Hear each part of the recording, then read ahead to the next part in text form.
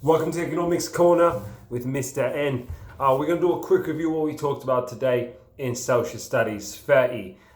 Today's lesson is a little bit different from what we've done previously. I haven't got my assistant today, but it's all good. We're going to review some content. So today we talked about progressivism. And so progressivism, remember, is the ideology which moves towards the left. And so we know that classical liberalism and capitalism, it focuses on the free market and laissez-faire principles. However, as we move towards the left with progressivism, because over time we started to see that the workers are being abused, and so we get modern liberal principles which are progressivist. And so the two specific case studies we talked about today. The first one is with Teddy Roosevelt. And so Teddy Roosevelt was president of the United States.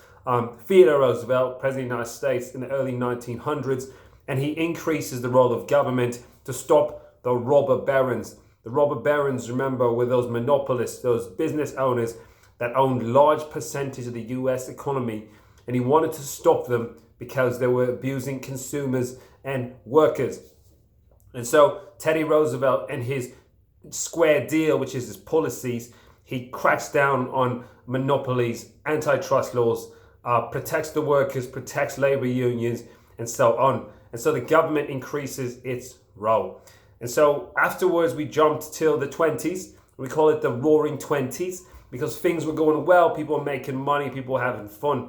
And so what starts to happen is that people are spending money they don't have, they're taking out these loans.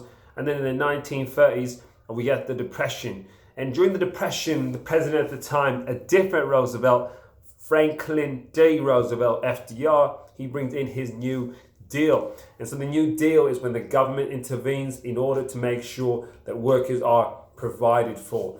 And so the New Deal borrows from the work of John Maynard Keynes. And so I'm going to use this whiteboard to quickly explain Keynesian economics. So John Maynard Keynes says we got the business cycle. And capitalism creates a system in which the economy goes crazy up and crazy down. And so John Maynard Keynes says we must avoid the two most dangerous points. The peak, avoid it, it's bad. And the depression, avoid that as well. And so he says the business cycle has two phases. The boom phase as we head towards the peak, and the bust phase as we head towards the depression. So the boom and the bust, sorry for the reflection and so on. And so he says what we do to prevent the boom is we got two tools. And the two tools we got are monetary policy and fiscal policy. A good way to remember monetary policy is through the acronym MIKE.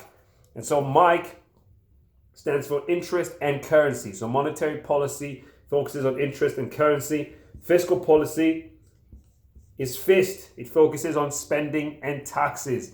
And so what we do is as we head towards the peak, and the peak is bad because of inflation,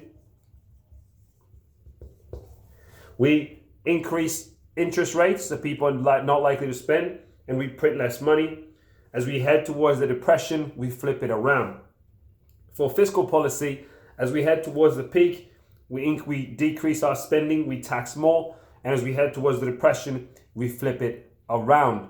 And so that is the fiscal and monetary policy.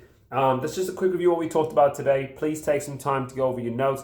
And thank you for watching Economics Corner.